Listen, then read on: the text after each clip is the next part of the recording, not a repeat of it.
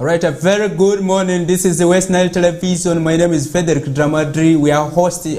We are today with Faris Mazid in this show of the KOKOLIRIKO. So that is on the 7th of September 2023.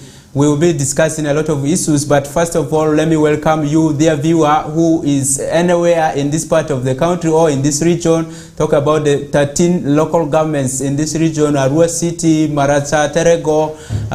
Talk about Nebi, Yumpe, Zombo, and so on. Talk about also Ajuman, those on the other side of the border. Talk about those in Moyo, that many people enjoy that business between Uganda and South Sudan from the other side of this part of the region. But first things first, we saw a lot of projects commissioned in the Madisab region and so on. These are the things we will be discussing around within this show. Maybe Faris Mazid, let me welcome you to this show as we'll be discussing on some of these issues. Good morning, Frederick, and good morning to you, dear viewer. You are most welcome to the KOKOLIRIKO live show. From wherever you are watching the show from, I want to say you're most welcome to the early morning show that comes your ways every Mondays to Fridays. Right, that is. Frederick, there's some point that you left out. Those brothers and sisters of ours who are watching us from the diaspora and abroad and the other parts of the world, you actually didn't mention them, but in a special way, I also want to welcome them on board, because we have some people who may be watching us from Europe, who may be watching us from Asia, because you know Westnilers, we are proud of people. One thing about the Westnilers I can tell you is that they are very much proud people. So I think this TV is there for them, and some of them are actually watching us, and that is why we want to also welcome them on board. First, I did mention that, but maybe you did not understand. But anyway, one thing that I've seen is the love for this region, particularly for the Westnilers from diaspora, is so huge that you have seen in terms of support, in terms of all that they do. When there are maybe sources of maybe looking for funds to do developments here, many times these people support a lot. We appreciate your commitment to the region and also loving your region as a passion from here. Okay, Faris, one big story that we are going to be having this morning up to the end of the day is the president coming to address the nation today. Tonight we will be seeing him on the TVs. According to the press statement released by the communication officers from State House, they did mention that the president will be addressing the nation on the issues to do with insecurity and also the recent bomb explosions and so on, the metals that were discovered that are dangerous to human and also the security of this nation. That is one thing that will be coming up as a big story in this day, and also be maybe stay tuned to this TV and yes, be aware that Westnile TV will be also relaying this address live, so you'll be able to catch up with us here. But also locally here, I told you earlier that there are a lot of projects that have been commissioned, but there are others that have not been commissioned but have continued to be used. Talk about those in Madisha region. There were 2 roads that were commissioned by the State Minister for Northern Uganda yesterday in Moyo district, and also we'll talk about those in Yumbe that were also commissioned. But the different case of this in this is the commissioning of projects in Arua City has continued to lag behind. Does it mean there are challenges associated with these projects implementations, or there were issues that were really not addressed that has made some of these projects not addressed and maybe commissioned or handed over to the local government? Currently, Frederick, talk about the main market, talk about the school road that has been also completed. They have not been commissioned. Maybe Faris, what do you make of some of these things that are happening here? We are living in a city where a lot of projects have not been commissioned. Some of these projects, actually, we have so many projects that have not been commissioned. Frederick, I can tell you, currently we are in the socio-economic transformation drive, but up to now, the PDM has not been launched in Arua City. So I think that is quite absurd, and because some of the people may be eagerly waiting for the funds, and yesterday I was in Arua district, Actually, it's in one of the burial of one of our colleague journalists, Oba Livingstone. May he so rest in eternal peace. We are there for the funeral. I think, well, even the RDC came out and clearly told the masses of the PDM. He was actually encouraging them to utilize the PDM funds, and he informed the public that 13 sub-counties, parishes actually already have received this money in Arua district. So when it comes to Arua city, I don't think if there's any that has yet received the money, because up now we have not yet launched the PDM in Arua city, and we are waiting eagerly. So talking about projects that take long to be launched, this is really, I don't know what really is causing this, but because we really have a number of projects that have not been commissioned, talking about the markets. So all this really contribute a lot, because they affect service delivery, because at the end of the day, if you're going to commission a project that has already been used, Frederick, you can tell me how people are going to have that perception about it, because you're commissioning something that people have already used for 2 years. What does it mean? What is that new thing you're going to tell this for? Because at the time you're coming to commission, you would actually want more funds to start doing renovations and repairs. So I think it goes back. If we take long to launch some of these projects, at the end of the day, it really affects service delivery, because service delivery, some of the masses, you need to use these times properly. And more so when it is appropriate, when these things are still new, we encourage the masses, we welcome them, we tell them of how they're supposed to take care of these things here. Because if you do not tell them, that is the only time when we have chance to actually tell the masses of what exactly to do when it comes to issues of utilizing these public funds. Frederick, you can side with me, sometimes people do not know what exactly to do, because they are ignorant about some certain things. So I think we can actually take advantage of telling them when these things, when they are still new, so that they have it in mind that they have to take care of these things, and these things belong to them. At the end of the day, that if they misuse these things, it is their money that they get through tax. It is their money that they get from them through taxes that will be used maybe in terms of repairing these things, and it is their money that is used also to put up these things in place. So I think we need to tell the masses timely at times to be in the know and have advantage of and have the knowledge of taking care of these things here. So I think that goes back to them.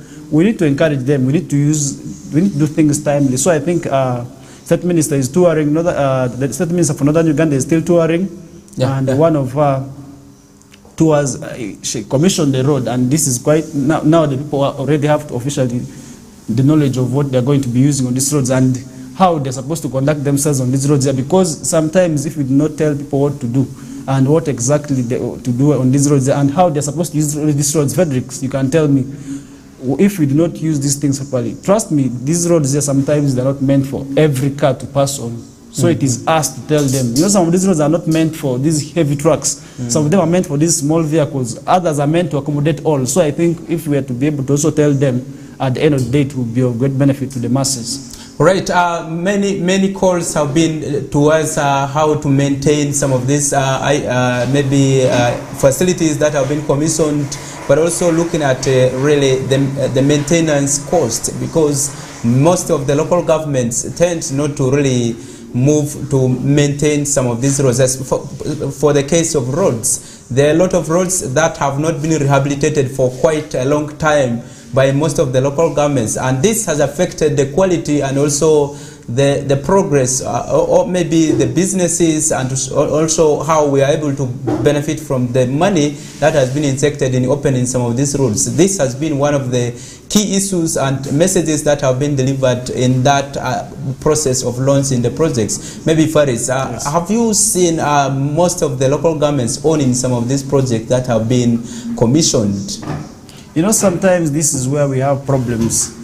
This is where the problem comes in between the political wing and the technocrats. Sometimes these people, Frederick, I can tell you that sometimes they do not own these projects, because the money is that these people use sometimes to build these projects, and the people who oversee the projects are not the local governments. So I think it goes back. Frederick, you can tell me, first of all, a number of these projects are not sometimes funded by the local governments. So it really becomes hard for them to start owning these projects, because at the end of the day, the money that comes from these projects are borrowed. Talking about borrowings, sometimes they are borrowed from the World Bank. So I think when it comes back, the local governments do not own these roads. It rather goes back to the central governments to have, because they are the ones that allocate the funds.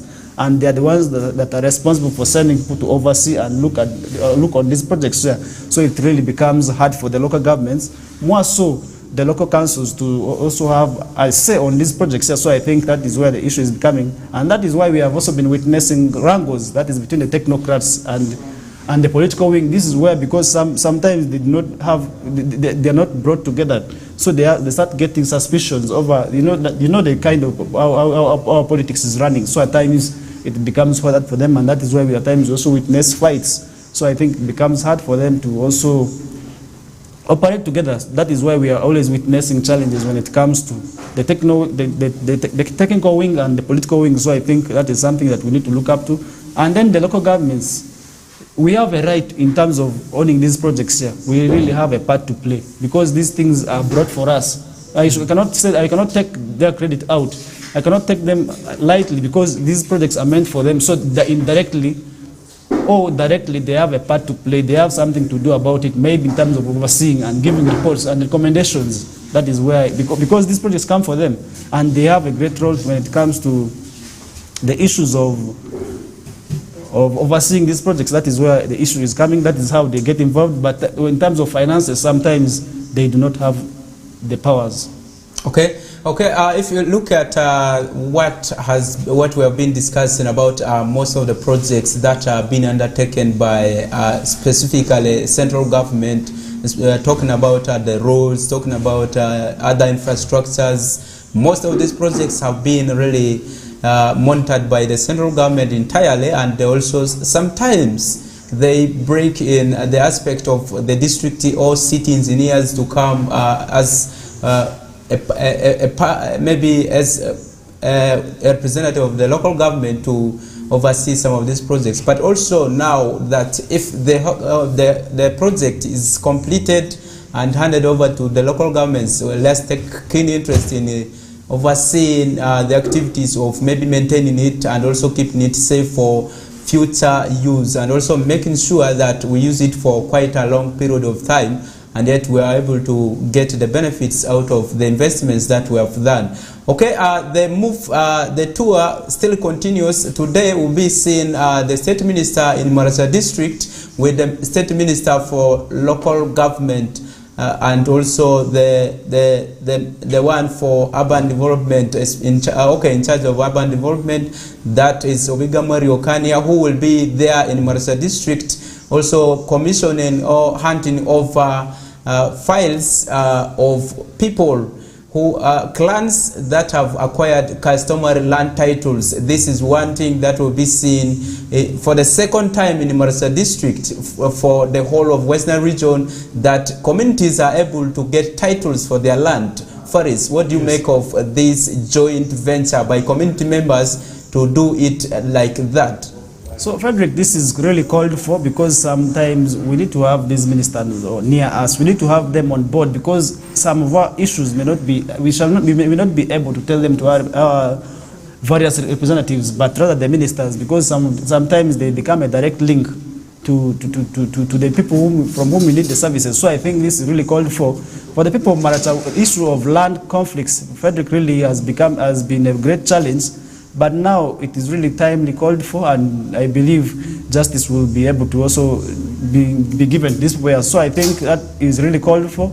And for the people of Maracha, I believe it's not only in Maracha alone. These community members need to come up and sort these issues amicably. So I think she will be able to also offer, and they will be, actually the three ministers will be able to offer solutions to the people of Maracha. Because, Frederick, the issues of land, if not well addressed, that is why we at times tend to witness a number of killings, a number of other issues, atrocities being committed. So I think this is really called for, and I believe their tour will really yield fruits when it comes to issues of solving land wrangles, land conflicts that have been rampant in this region. So I think at the end of the day, this tour will be of great importance to the people of Maracha, not only in Maracha alone, and the neighboring people of Terego. So I think this tour will not only stop in Maracha, but will have an impact on the neighboring districts also. Okay, so if you look at the customer land titles that will be issued to that community in Maracha District, you realize that this community has really done all it takes to get that title. So it is a plus to the community to secure their land, and also we expect others to learn from this, because having a land title is one thing to show that there's security for your land. You can do any other business on it, you can trade without doubts, and also the issues of intruders into your land will be prevented from this kind of things. Remember, in 2018 there were a lot of conflicts between the people from Maracha district and also those in Koboko, just because of this kind of issues. There's where someone, one of the organizations in Koboko came and put the signpost of Koboko district in Marasa district. So those are things that come when we don't have secure land and so on. That is one thing that I think will be addressed by this, and also a lot to do with titling. Much as a communal land system is more paramount here in this region, but we see a lot of people who have not really interested themselves in going into acquire titles for their land. This will be one of the opportunities for you to go and learn from the ministers how you should be able to acquire these titles, and also on a cheaper way, because we have the commission agents, we have masqueraders around, we have people who pretend to be knowing more, and yet they are cheating the communities. This is one time you should be able to learn from those kind of experiences from the people who have already acquired the titles, and also those who will be receiving theirs today. Maybe Faris, you wanted to add something? I had a question actually. I'm meant to understand if this issue will be able to address the cases of rampant evictions like we have seen in the central region, whereby we find somebody saying, I bought this place here, this is my land, I have the titles. Do you think this issue in one way or the other may be able to also offer solutions, maybe in averting some of these challenges? Because this has really been a great challenge in the central region, whereby you see a number of families being thrown out of their land just because somebody comes up and says the land belongs to them and has the titles, maybe at times also has the money. So do you think this issue maybe in one way or the other may be able to also address this challenge of the rampant evictions like in the other places? First, I think that will be cleared. If you look at Westnile General, there are many people who have not ventured into these legal ways of acquiring land. Much as I have land that was given to me by my parents and so on, it is very, very important that we team up and secure the land. One of the things is that I've seen interesting in Western region is if it is a community that is united and have said we want title for our land, it is a communal land. Most of them respect the clan leaders. In case now this comes in, there's no way that you are going to say so and so has sneaked in and sold the land and so on. This kind of insecurity will be addressed. That is one thing I think will be able to feature in this, and also the issues to do with the others coming claiming that this is my land. It will never happen. It is very difficult for it to happen unless maybe you bought the land, you acquired it from someone, and you failed to pay it all, and the person decided to sell to another person. That's most of the causes of those kind of errors that come. But all in all, let's expedite the processes of moving to acquire titles. Let's learn from community members who have already acquired titles, and also we'll be able to really have security for our land. One thing is after securing this land, you should make use of the land. Don't leave it idle like that, because there are many people who are opportunists who want to tap those kind of land that have been left maybe idle or unused. Those are the things they want to venture into. So to avoid that mess, keep your land busy, and by maybe planting trees. If you are not building, you need to plant trees, or you start doing some agriculture. And then to the government also, let us ensure that the monies for getting these titles are lowered, because at the end of the day, if they are quite expensive, the masses may not be able to also afford these charges here. So I think let the government take it upon itself maybe to lower the costs of these charges when it comes to the issues of land titles. Frederick, one issue that why most people do not actually have the land titles is because it's quite expensive, and at times others do not actually know the process of securing the land titles. It really becomes difficult for them to actually get these land titles. Otherwise, if we are to be able to also come out as government to explain to these people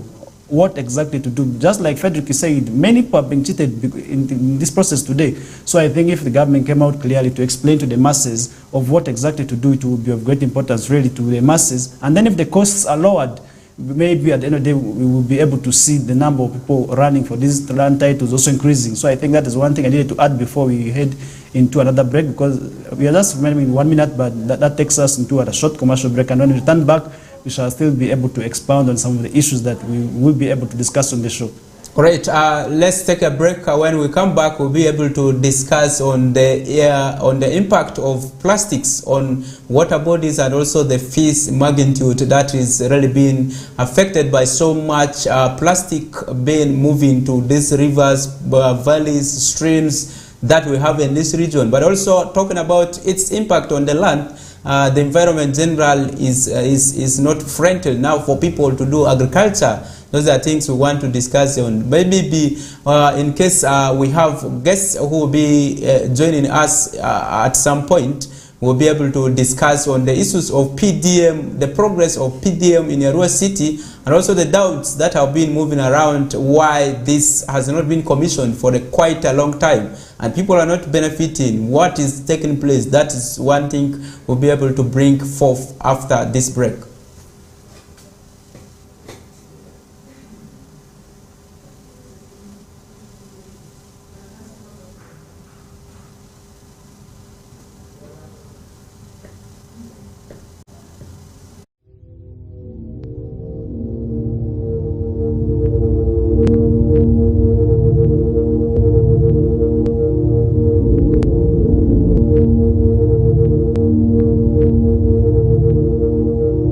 Westnile TV, lighting up the region.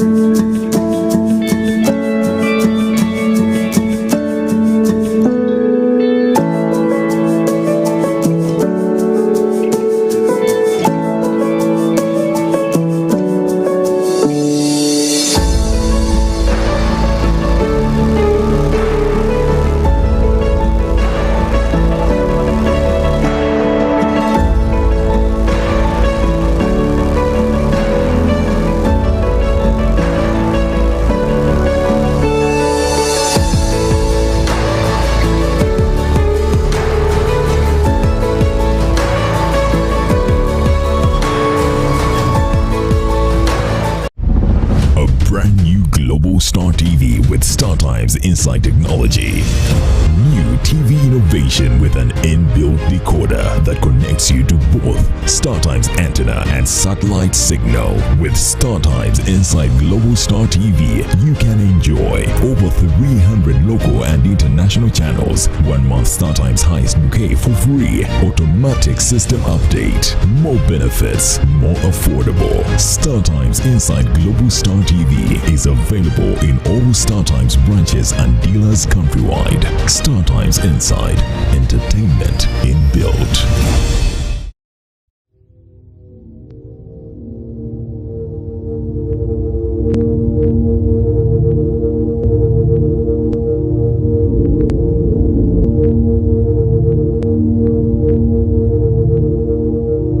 Westnile TV, lighting up the region.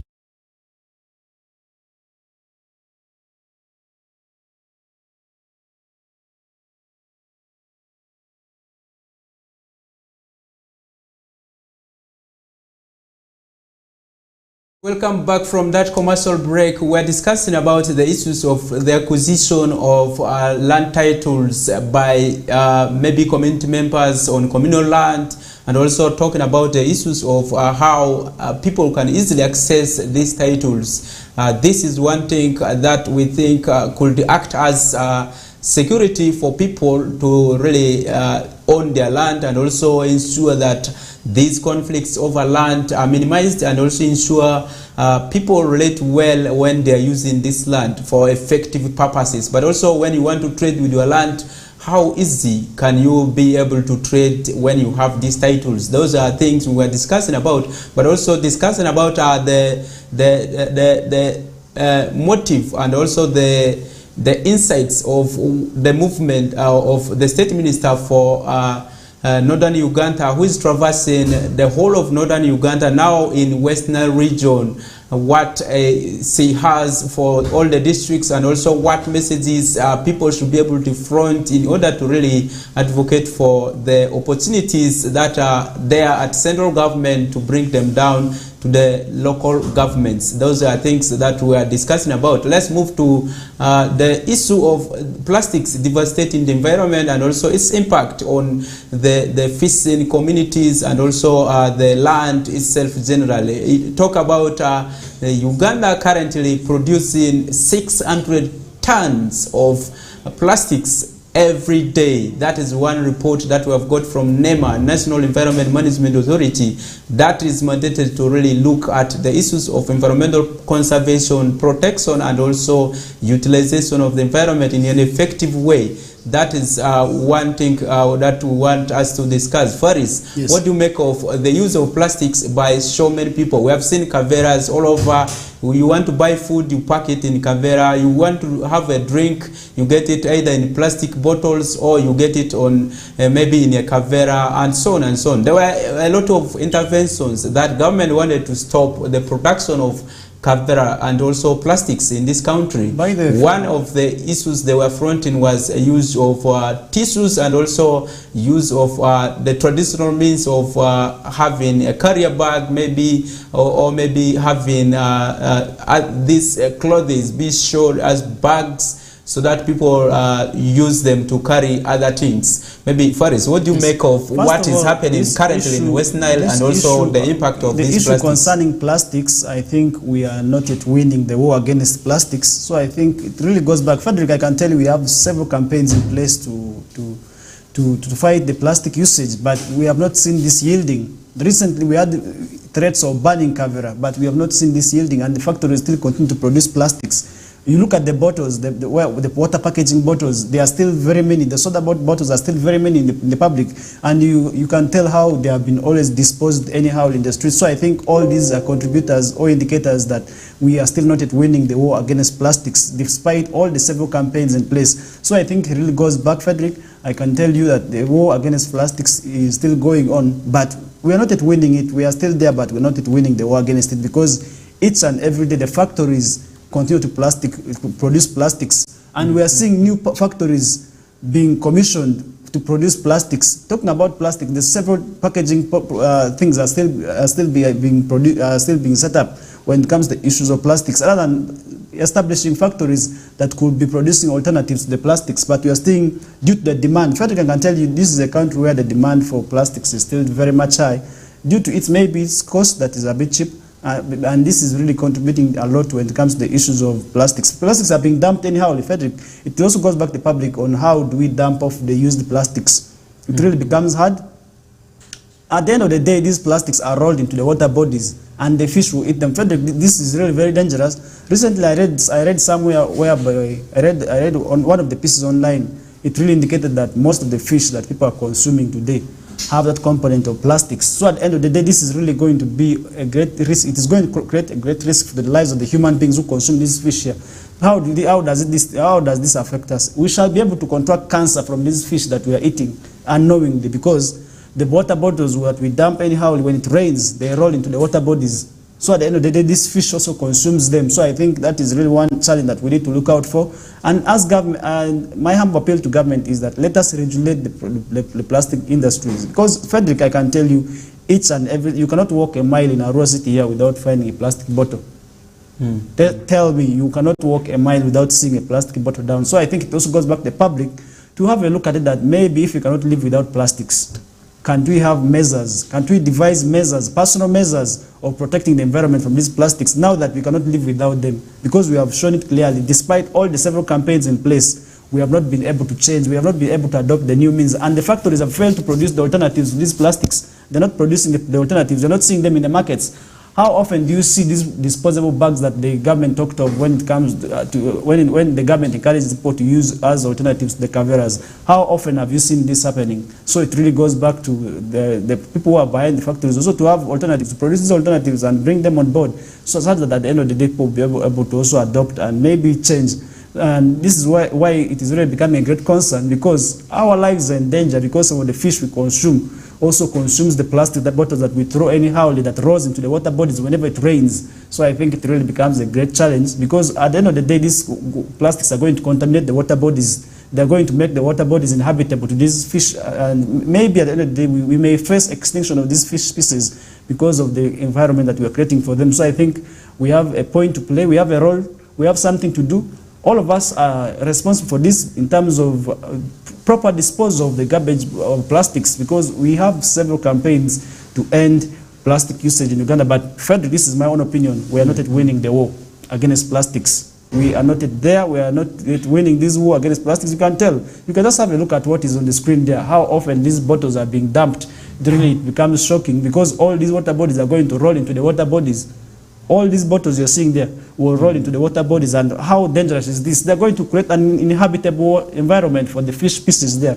So one, we risk our lives because the fish may be also able to eat these plastics here, because one research already indicates that most of the fish that we're eating has been infiltrated by plastics. So I think they really become dangerous for us and our lives, whereby we shall be able to contract cancer and other diseases that may come in line with that. Secondly, we face extinction of these fish species, because if the environment is habitable, they're going to die.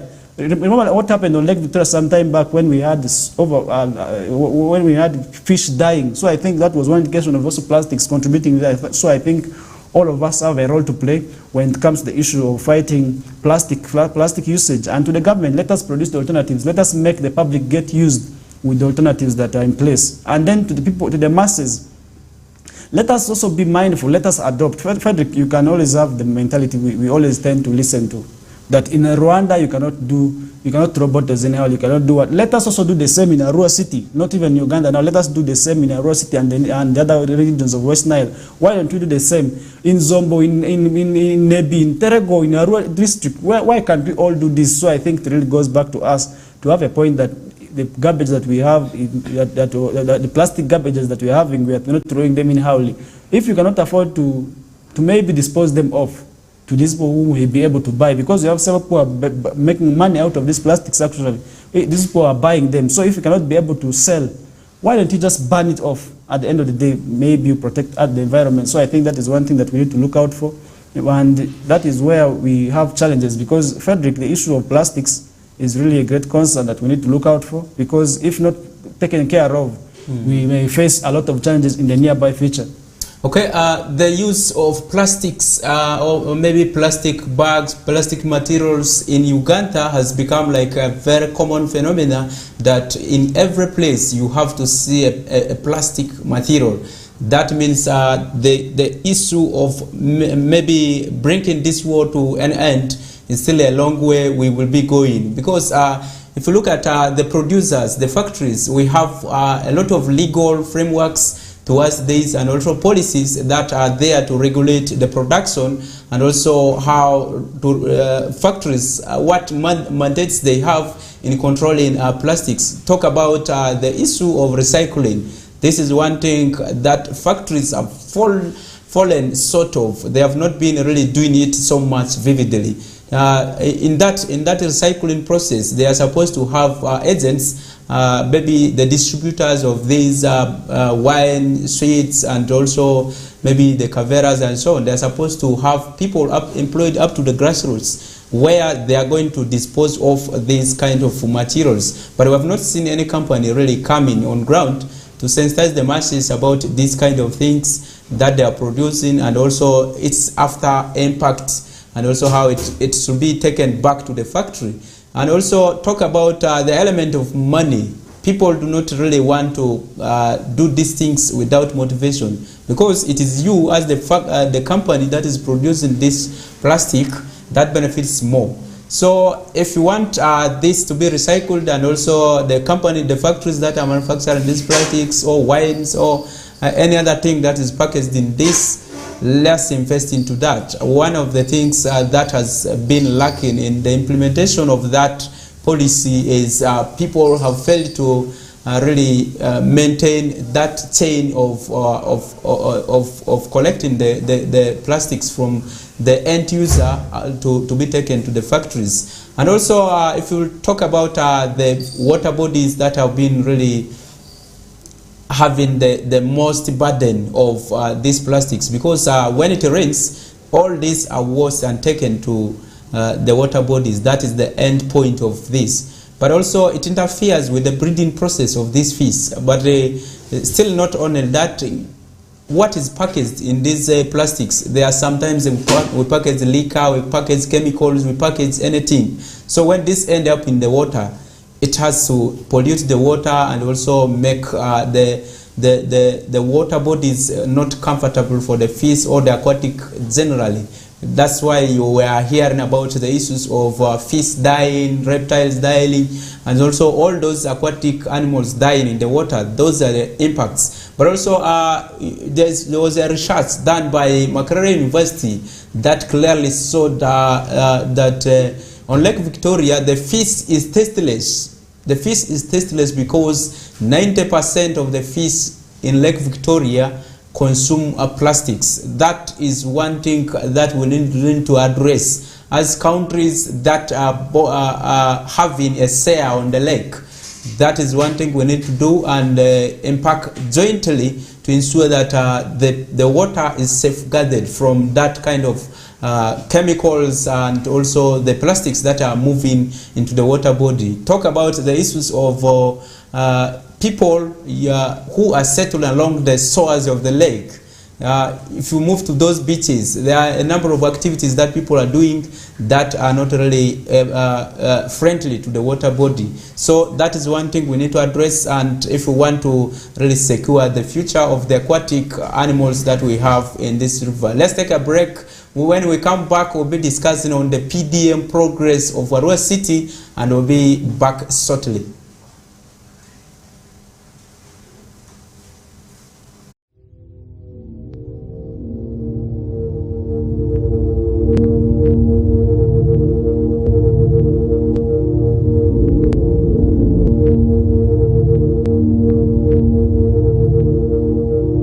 Westnile TV, lighting up the region.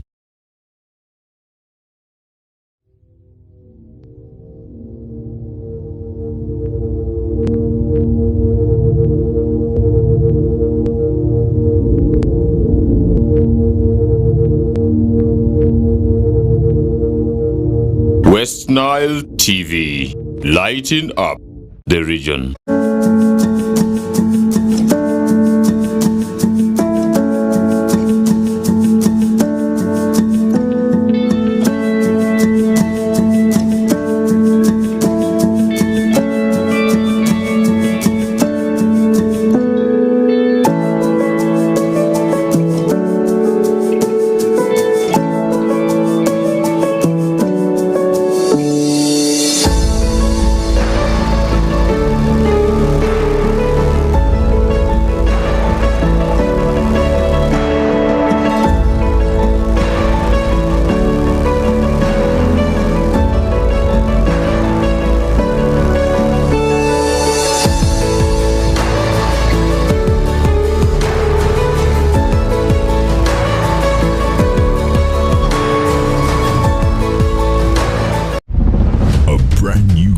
Star TV with StarTimes Inside Technology.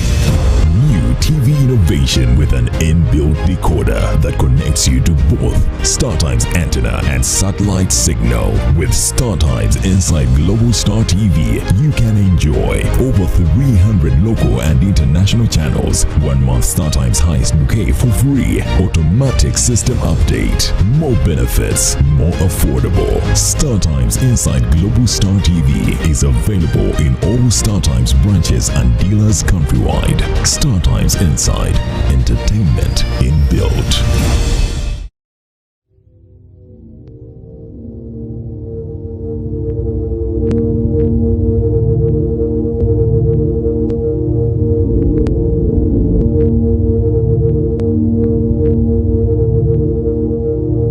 Westnile TV, lighting up the region.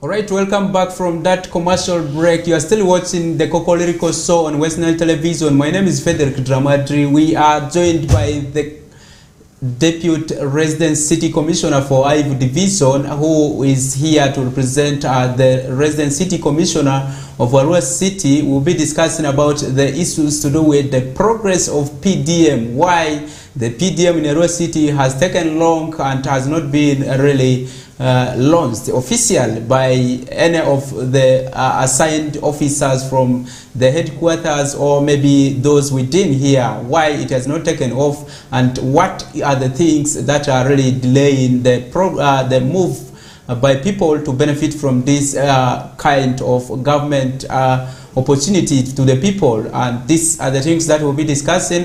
Maybe Deputy RCC, you are most welcome to Westnile TV studios. Thank you, Mr. Dramadri. Yes, Frederick. Yeah. Thank you for hosting me. And good morning, viewers. Our people in Westnile, and I want to take this opportunity to thank the management of Westnile TV for hosting the office of the RCC. Before I go any further, my name's Godfrey Mbigiti Jonah, the Deputy RCC, Ivu Division. The state is made up of 2 divisions. The central is being managed by my colleague called Mr. Ishan Tumwa. And our senior is Madam Dr. Alice Akelopio. And greetings from Madam Alice. I'm happy that I'm here to talk about PDM. True, Arua still we've delayed a bit to launch, but it was inevitable. And I want to thank you as a concerned team to bring us here to discuss over this matter. Yesterday, we held a meeting with the team from the Office of the President over the same matter. They also had almost the same concern, that why Arua City has delayed. But at the end of it, they also realized that the delay was inevitable because we didn't want to make mistakes as our colleagues did in other areas. You've had many arrests because the government and His Excellency, the President, his main focus is on PDM.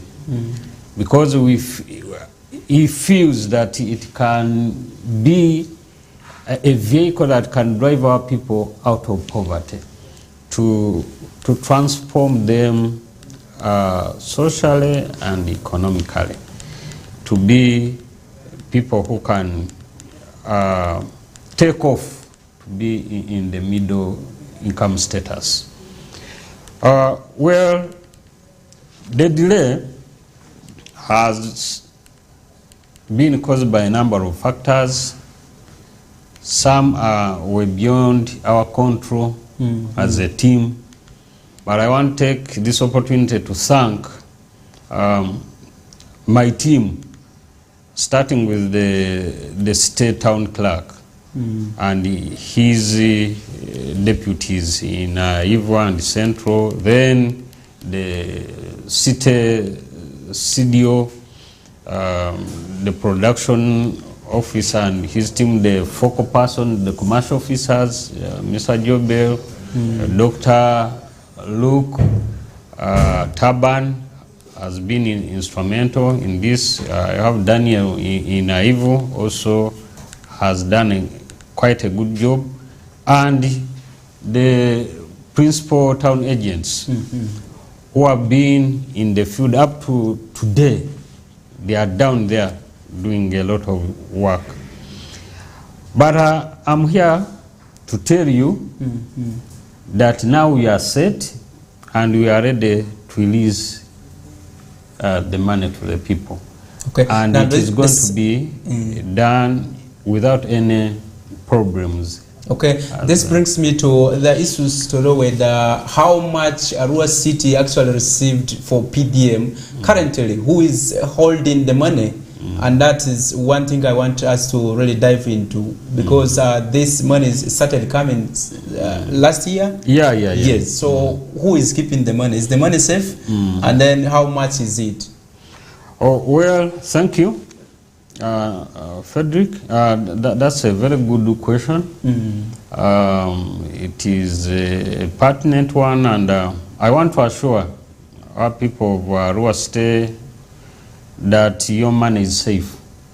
We have in those accounts of the circles that were created a total figure of slightly above 5 billion.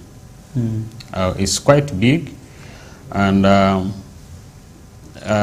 any time from now, people will be receiving money.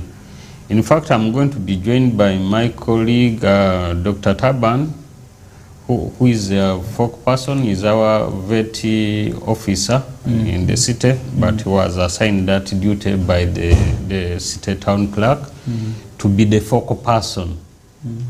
He will enlighten us more about it. Actually, I was going to ask you about who is the current focal person, because we are meant to understand that the previous one resigned from that duty, and could this not be one of the issues that are dragging behind the progress of this program? Well, that didn't set us, it didn't affect us much. I don't think that was a big problem, but as I was about to tell you, that there were many factors.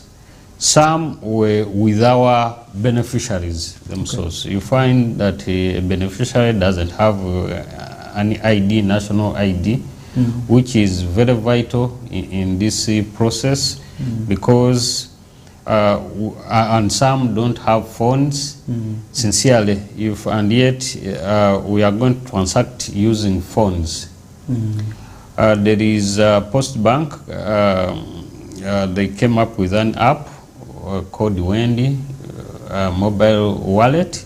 It is designed in a way that you can open up a bank account with the bank without physically walking to the bank, but using your phone, and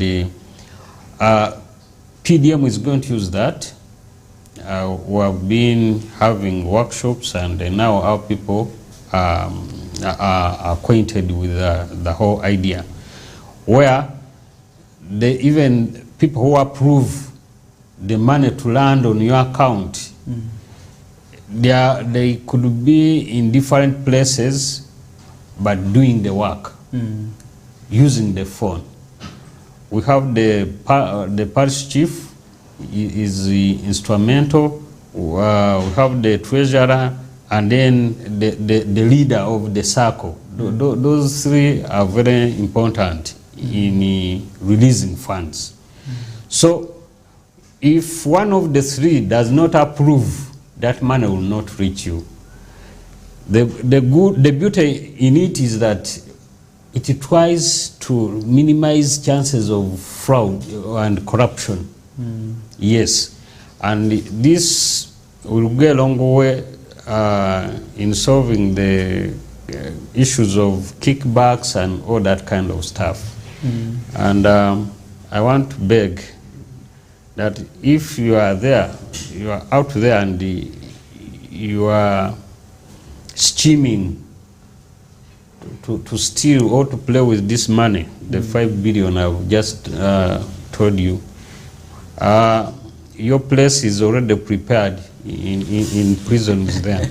I want to be, that one I will be, I don't want to hide. Yeah, I want to be very clear that those who are planning to misuse those funds or to involve themselves in corrupt tendencies to fail the government intention, then they are doomed. Okay, Yes. we will be continuing with this discussion there. Maybe let me ask the Deputy RCC once again about why is it that this program has continued, not only this of the PDM. We saw in Myoga, also in Erua City, it quite delayed. Why is it that things in Erua City seem to be unique in a manner that we feel like when we start it like that, there will be cases of corruption, there will be cases of mismanagement and so on. And yet, a young district like Terego has continued to move with this thing up, and they are moving on well. There are no cases of corruption being registered. What is quite unique with the Erua City? Yes. Mr. Frederick, thank you once again. It's a pertinent question, and I want to thank you. But I want you to appreciate the fact that Erua City, like any other state, it's not easy to roll any government program so easily because schemers are there. Now, like a PDM. Schemers, what? Who are those? Schemers are those people who want to play games with the project. Okay. Now, like PDM, we had to go back to re-register people. Flukers are already hijacked. People who don't qualify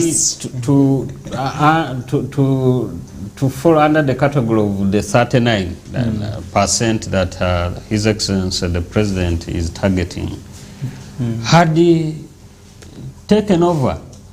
Most of these circles were full of people of your caliber, people who are wealthy like you and the others. So, and yet this PDM was not designed for you, people like you.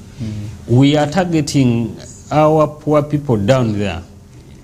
So we had Madam Juliet, the CDO, we had to go back and then do it. I want to thank in a special way Colonel Loti. He did a very good job in verification.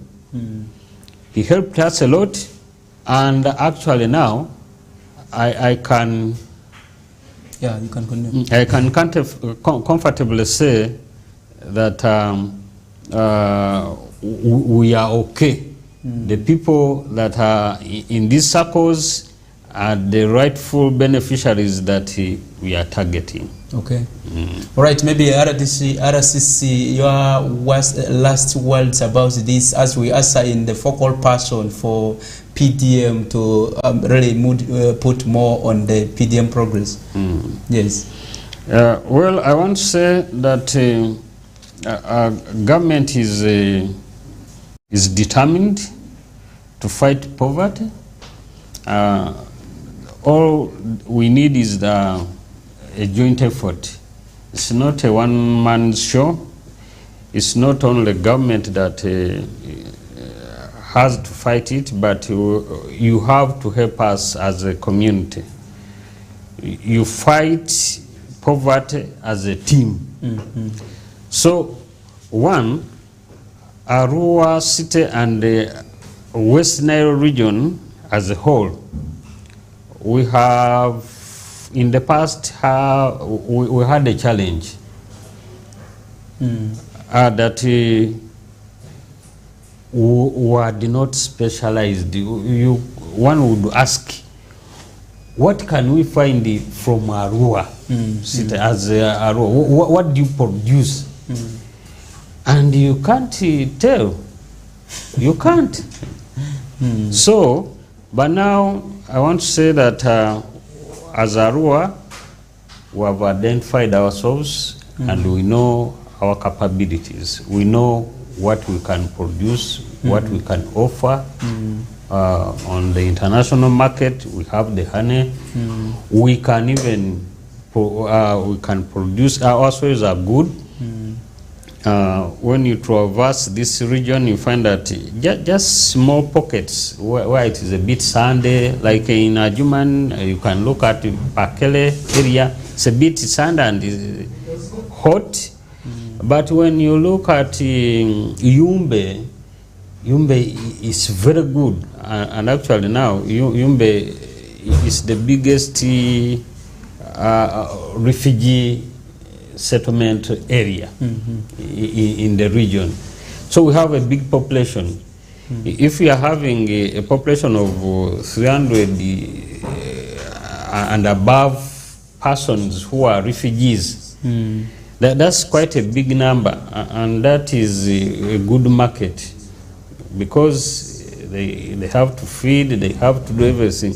So we can target those people. We have DRC Congo, we have South Sudan.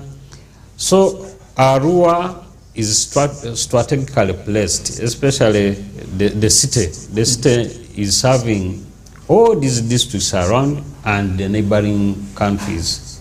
Because a person who is in DRC is comfortable to come to Arua to purchase things. The person who is in Aru district, those districts which are near us here, you see Aliwala and those districts around, it is easier for them to come to Arua to do business than going to Kinshasa. You get? Right. So Arua, our people now, they can ably cultivate tomatoes, onions, carrots, and I want to thank Wenda. Wenda is a powerful platform here in Westnile. They are doing quite a very good job in sensitizing our people mindset to know what they can able do, take them to middle-income status. Okay, that is it from the Deputy RCC for Ivory Division, who has been elaborately bringing us the updates on the mobilization strategies they have deployed, and also how safe the money that has been kept for over the years for PDM in Arua City is ready to be dispersed to the people. But let's take a small break. I will be answering in the focal person for Paris Development Program in Arua City, who will be able to bring for us the technical niche of what is contained in this, and also how far they are ready to start utilizing these monies to the people.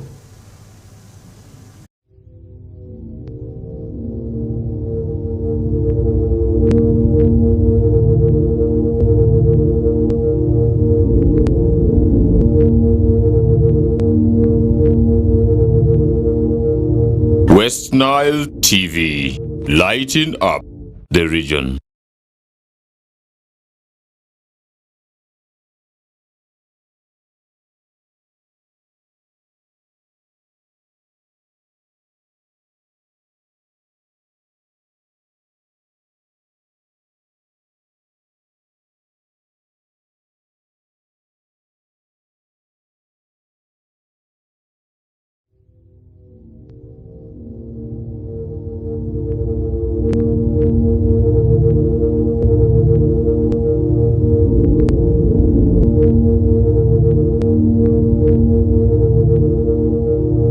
Westnile TV, lighting up the region.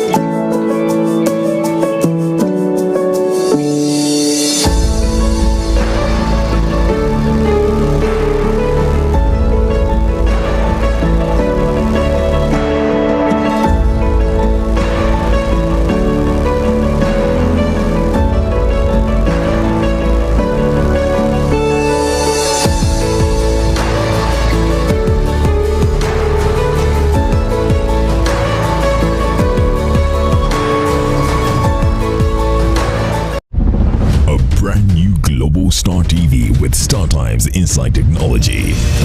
New TV innovation with an inbuilt decoder that connects you to both StarTimes antenna and satellite signal. With StarTimes Inside Global Star TV, you can enjoy over 300 local and international channels, 1 month StarTimes highest bouquet for free, automatic system update, more benefits, more affordable. StarTimes Inside Global Star TV is available in all StarTimes branches and dealers countrywide. StarTimes Inside, entertainment inbuilt.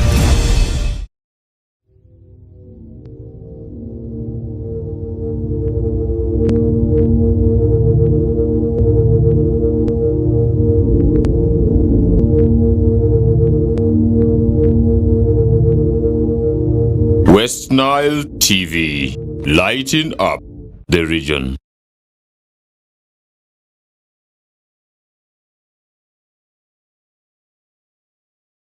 All right, welcome back from that commercial break. We are discussing about the issues to do with mobilization for the PDM and also how far Arua City has gone. Now we have a technocrat from that department who handles every activity, who is there to append signatures before anything is sanctioned. I'm talking about the focal person for Paris Development Model funds here in Arua City. That is Dr.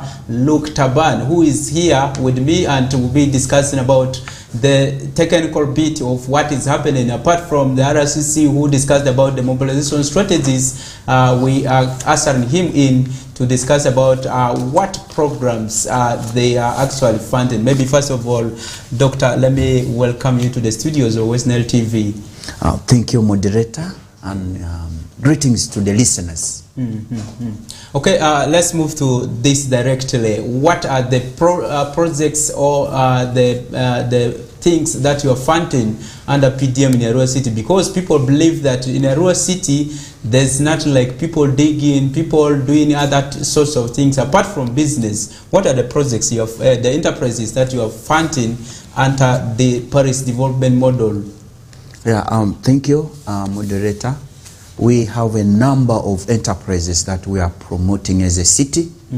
One of them is produce, and this has been well accommodated in the Central Division.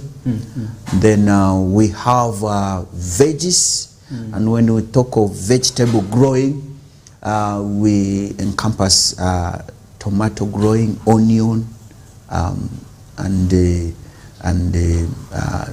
others linked to carrots. So basically we are doing that. But now when we move out to Aivu Division, we have enterprises like cassava, piggery, poultry. We have also dairy. Some are also in rabbitry, others are in goat. So those are the enterprises we are encouraging the farmers to embrace in the city. Okay, so how much do we have for these enterprises? It depends on one, the choice of the farmer, and also what the farmer, which production line the farmer is going in for. But that withstanding, we have most of the farmers in Aivu Division going for cassava production. Okay, recently government launched another strategy of accessing the monies for PDM, and I don't know how far the city has prepared for this. One of them was to have the e-system where the beneficiaries are able to avoid the issues of moving to line there and also coming to the city to ask for permission to go and withdraw these monies. Have you catered for this in your program now? Thank you. I want to give this update pertaining how far we have reached with the distribution of the funds to the beneficiaries. We started on a bad note, but I'm here. On bad note, what does it mean? Okay, we delayed a lot. It was technical delay because of changes of the guidelines. But I want to allay the fear that we are now in the right footing, if it was not because of system launch, by now we would have given all the monies. Some districts launched manually. Manually means after the loans have been approved by the loan committee, you just present the list to the bank and the monies are given. But for us, the Secretariat is saying we have to use the PUDIMI system, that is the Parish Development Information Management System, where all the successful loan applicants are first, their details are entered into the computer, and from there vouchers are printed, and after printing the vouchers, they are then taken to the bank, and their monies are given. So from the bank, there is that system called Wendy, and it has been introduced by Post Bank, and that's where the money for PDM are. So the farmer, the leaders of the Paris circles open accounts for their colleagues, and there's no lining there, and the system is moved. It is managed by the farmers themselves, the beneficiaries themselves. Yeah. Okay, before you came in, we had the RCC who clearly told us that they are doing re-registration. That means many people who had registered, most of them were not really found to be the rightful beneficiaries for this Paris development model. How are you coping up with this situation as a technocrat in doing verification and also doing the registration currently? And what does it take at the city at this point of maybe official launching the program? Pertaining the verification, there are many players here. We have Office of the Operation Wealth Creation. We have been working together. That is Canon Lottie.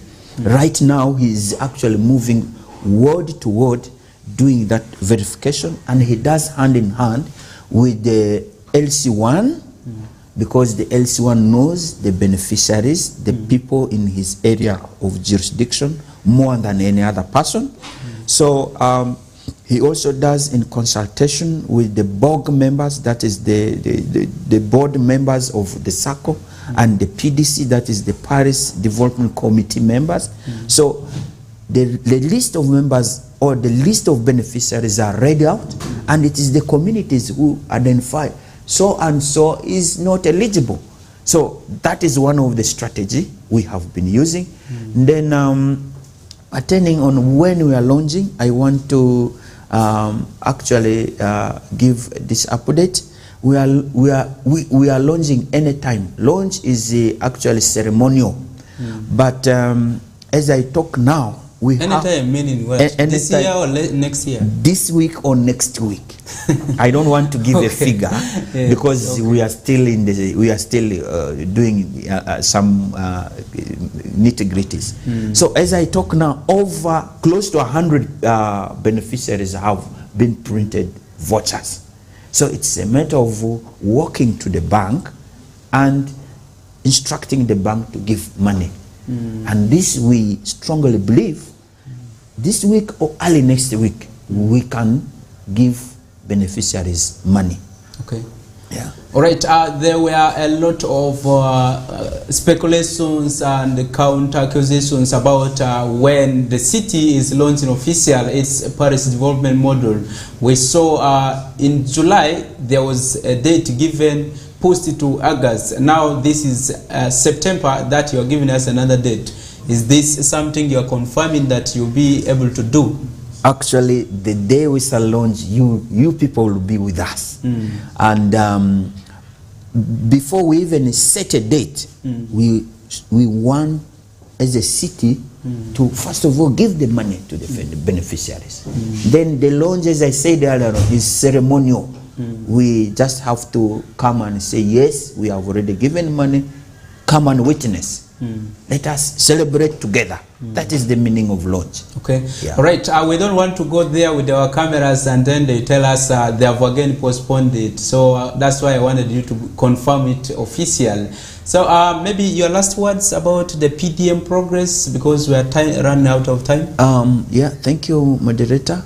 As a city, we are doing all what we can with the support of Office of the RCC, with the support of Office of the Mayor, with the support of the Office of the Town Clerk. And the PDM is not a standalone program. Everybody is involved. Whether you are doing business or you are in the subsistence economy, PDM in a way touches your life. For example, Wendy, when a beneficiary goes to withdraw money, it is the mobile money person going to give out that money. And you can see the connection of a mobile money operator, the bank, and the subsistent farmer. So everybody is involved. My urge is only that let us be cooperative and continue sensitizing the beneficiaries. PDM is real. We can really remove our people from subsistence economy to money economy. Okay. Yeah. All right, you have heard it from the rightful sources that are there to confirm to you about the progress of PDM in Arua City. But now that this September, they are saying we will be able to benefit. So we want to see who are those who are benefiting, what is the impact of the funds they have picked, and also really is it changing the society in terms of moving away from subsistence to the money economy that we have been advocating for. That is one thing that we really need to interest ourselves into. As people who are not benefiting, who are really there to really look at the issues of policies. The policies that we have, are they working? Are they being implemented in the rightful way? That is one thing we'll be doing it. As Westnile Television, we'll be still keeping our tabs towards really seeing that really programs that are given for the people really reach the people. That's why we are here to bridge that gap between the services, maybe the implementers and also the beneficiaries. Thank you very much, our guests, for coming into the studios and having the good time with us here. Next time, when you are launching, we'll also be able to bring you back to give updates to the people. Let's keep watching Westnile Television. Up next, we'll be bringing up the news in Lubarati with Fete Emmanuel. Stay tuned. Let's meet again next, maybe tomorrow.